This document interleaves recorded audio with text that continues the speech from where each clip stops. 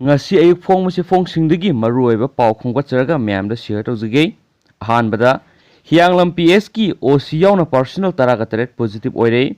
COVID-19 laisat ki frontline warrior oina thabak tawriba Hianglam police station ki officer in charge yauna police station asigi personal taraga taret positive oire thajaba yaba mafamdagi phangba paw nai ngarang test tawbada OC positive oire haiba khanglakhibani aduga ataina ngasi test tawbada positive oiramba thengnarakpani positive oirabasinggi manungna commando gi personnel ahom ASI ama head constable ani constable nipan amasung BDF ki personnel ani yauri Kaksing police station su personnel ama positive oikre haina oxygen makhatana phungdurakli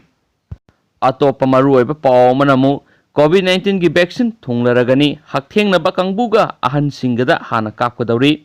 COVID-19 की vaccine मथंग सही की जनवरी दगी जुलाई फावद यरोलगनी कनादा हाना कापदगी हाइबदु same सारो हाइन centre ना Assam government खंगलगले हाइना असम की health minister Himanta Biswa Sharma ngarang lai papok numita phungdokre minister Sharma मखाताना हाइ असम की ओइनदि COVID-19 थेंगनबदा मंगजिन थारिबा फ्रंटलाइन वर्कर्स सिंग अमसुम सही हुंफु की मथक्ता लैरबा अहल सिंगदा वैक्सीन असि कापनबा थौरांग तौरे वैक्सीन सिंग असि रशियाना साबा अमसुम भारत बायोटेक्सना डेवलप तौबा यावबा तोंगान तोंगानबा मफमसिंगदगी लौगदौरिबने सयोल अनिगी ममांगना शर्माना union health minister doctor Harshvardhan अकक्नबा मतमगी मनुंगदा कोविड-19 की वैक्सीन मियोइबदा संगिंग तौबा लुसिननबा सीई खिबलै मदुगी पाखोम ओइना सेंटरना मसी मियोइबदा संगिंग तौबगी वा नते अरोइबा तंकक्ता लैरे हाइना खंगलकपा लैरे हाइना मिनिस्टर असिना मखाताखी मांगना हाई इंडिया गवर्नमेंट मथंग सही की जनवरी दगी जुलाई फावबदा वैक्सीन कापनबगी प्रोग्राम की मतंगदा मीटिंग तौरकलगनी मदुगिदमक सेम सारे हाइना खंगलकपा लैरे हेल्थ मिनिस्ट्री ना कोविड-19 वैक्सीन कापगी मतंगदा वीडियो कॉन्फ्रेंसिंग की खुथांगदा ngahak leitana wa khanaba laikre hainasu पक्षीसना मखाताना फुंदोरकली अतोपा पाव मनमु मयाम सिगी पाव सिदी सेंट्रल की ओइबा थबक तब मियोय सिंगदी कानाबा दुकी मतिक फंगबा पाव मने मयाम शेयर तौजगे सेंदो यावदना लुपा लिसिंग तरागी एडवांस लौब यारगनी सही असिगी लाकदोरिबा हराव कुमैसिंग असिगी मंगोइनना सेंट्रल गवर्नमेंट की मखादा थबक तौरिबा मियोय सिंग सेंदो यावदना लुपा लिसिंग तरागी एडवांस लौब यारगनी हाइना यूनियन गवर्नमेंट की फाइनेंस मिनिस्टर निर्मला सीतारामन फुंदोखरे न्यू दिल्ली लेबा महाकी ऑफिस पांथोकपा पाव की मिफम अमदा महाकना मखाताना हाई सेंट्रल गवर्नमेंट की एम्प्लॉई सिंग फेस्टिवल की पीबा असि तरुक सुबा पे कमीशन लाखपगी लेपलुरबने अदुबो हौजिक मलेम की ओइरिबा तंगदु लैतादबा फिबम असिदा मियामना वानरिबसिंग असिगी येंगलगा सही असिगी ओइना वन टाइम एडवांस लौबगी अयाबा असि पीबने लुपा लिसिंग तरागी एडवांस असि प्रीपेड रुपे कार्ड ओइना पीगने हाइरिबा कार्ड असि मथंगी सही इंग्लिशिंग अनिगे कुनगा मथोगी मार्च कुंथरागा मथोई फावबगी मनुंगदा सिजिनबा यागनी एडवांस ओइना लौखिबा सेनफम असि इंस्टॉलमेंट ओइना सरुक तरा थोकना खाइदोक्तुना सिंगतकदबने मसिगिदमक सेंट्रल गवर्नमेंट लुपा करोड़ लिसिंग मरी काइथोकले हाइना मांगना मखातानासु हाइखी अतोपा पाव खरनमुक यूपी नुपी मसानी सुसाइड तौदुना सिखरे अमाबुना गैंग रेप तौबिखिबने अतोपा अमाबुना तामथीना ओट नैबिखिबने उत्तर प्रदेश तंगरांग लेपापोकपो नुमिता थोकिबा तोंगान तोंगान थौदोक अनिदा गैंग रेप तौबिखिबनी हाइबा अमा अमसुंग तामथीना सेक्सुअल हरासमेंट तौबिखिबनी हाइबा अतोपा अमागा नुपी मसा अनि सुसाइड तौदुना सिखरे स्टेट असिगी कोनुंग लखनऊ किलोमीटर सनीगा कुंथ्रागा तरेट लापा चित्रकूट डिस्ट्रिक्ट की खुन अमदा मसाई से तरा मरी सुरबी दलित नुपी मसा अमा ngarang नुमिदांग महाकी युमदा सुसाइड तौदुना सिखी माक टॉयलेट चटखिबदा फॉरेस्ट एरिया अमदा अक्टोबर निपान मियोय अहुमना माकपु गैंग रेप तौखिबनी हाइना माकी इमुंग मनुंगना हाइरी मियोय सिंग अदुना माकी मखुट अमसुम मखोंगसिंग पोंचिनदुना थमखिबने अदुबु माना करिगुमा मओंग अमा तौदुना सिटसिटुना युम अमगी मनाक्ता यौसिलखी मदुदगी अइखोइना पुलिस कौखी फिबा मदुदा महा फोटो अमा पुलिसना लौखी अमसुम पुल्लिबा थौरिसिंग अदु लौथोखी नुपा मसा सिंग अदु महाक मसक खंगब्रा हाइना पुलिसना मंगोन हांखी मदुदा महाक खंगदे हाइखी नुपा मसा सिंग अदु कनानो हाइबा मसक खंगलबा मतुंगदा रिपोर्ट अमा थंगतकनी हाइना नुपी मसा अदुगी ममादा एजेंसी अदुना हाइखी अदुबु माकी वकत अदु लौक्सिन बिदबदगी माक सुसाइड तौदुना सिखरे हाइना माकी ममाना हाइखी असोइबा अदुगिदमा पुलिस ऑफिसर अनि सस्पेंड तौरे हाइना चित्रकूट रेंज की आईजीपी के सैतेनरन हाइखी मियोय सिंग अदुगी मनुंगदा अमा फारे अमसुम अतै अदु फानबा honorary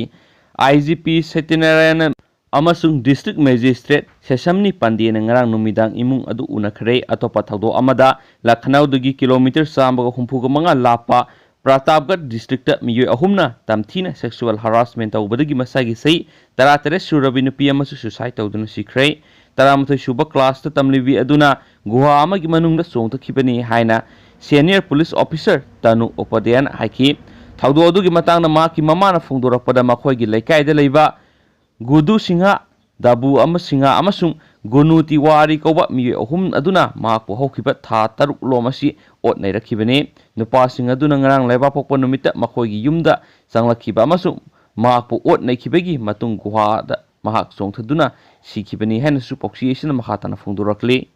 atopa thamoi sukningai oiba paw manamo Pakistan da thamoi soklaba highway rape ki maru oiba accused phare Pakistan ki Lahore da konung oiba Punjab province ta haukiba thagi numidang amada mi hangba highway amada mahaki car yakhidrabi nupi amabu car adugi thong thugairaga upai leitraba amasung aki tujungnaraba masa singi mamangda gengrep tawkhibada sienaba maru oiba accused adu Pakistan police ta phakre tha ama hena sangna phanaba thirakhiba adu ningthokabagi athengbada Abid Mahali phaduna losinkhre makpu nongpok thangba city Lahore gi court amada ngarang leba pokpo numita Maran Sikre amasung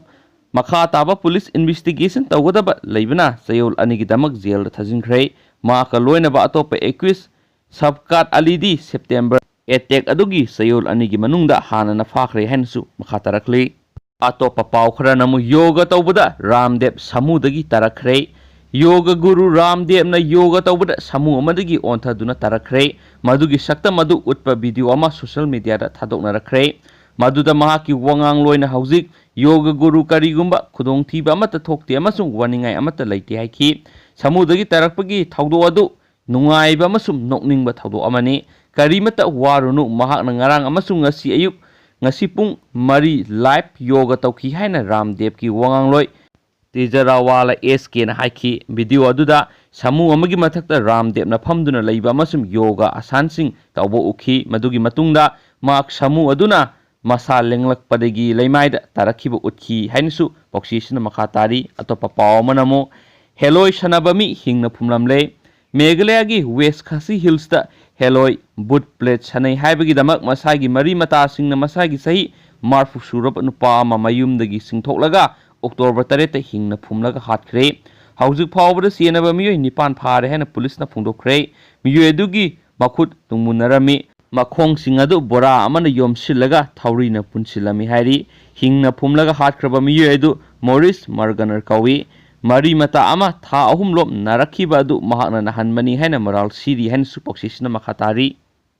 atopa paw amana mu COVID-19 virus ki pauktak paujel hauzik malem pumbada COVID-19 virus na oiragliba phibam asida miyamgi pukningda aki tujungba hengalakpada natana pukning wakhal laitapam khangalaktre Yumda lengdana leire awaba yumdagi sathokle awaba natragana awabagi awaba ngakta mayuk narakli masina miyamgi pukning wakhaldasu sakti lehende hauji aikhoi taibang miyoibada COVID-19 virus na piriba saitheng asi laingak na piriba guideline social distancing doctor gi advice matungina aikhoi mayamna sapsana satminarabadi soidana COVID-19 virus ki laina laisat thengnabada soidana maithiba piba ngamgani haina khanjai karigumba kharadang miyamna paujenjari madudi COVID-19 virus ki oina ishor imana pauktak pirakpagi matungina muktrubi mana sijinau haiduna takpirai COVID-19 virus laina sor phunba matamda muktrubi mana asi phutlaga khara khara thakpiyu ising thakpagumna muktrubi mana sugairaga mahi adu lauraga khara khara thakpiyu mana su sabiyu marak marakte aikhoi mayam amukta punna yengminasi thengnaminasi ishor imagi yathangni khali COVID-19 virus ki tamthiraba laina laset asi aikhoi mayam punna maithiba piba matam chapsare sangsar asigi damakta ishor lei haiba matam khudimakta aikhoi mayamna kawroisi ishor gi liladi kananasu khangba ngamde khurumjari miyamgi mafamda nungluksari haina adomgi harakana miyam Imphal dagi phone number hapirei share ngasigi miyam video matang sai lusinjarage and thank you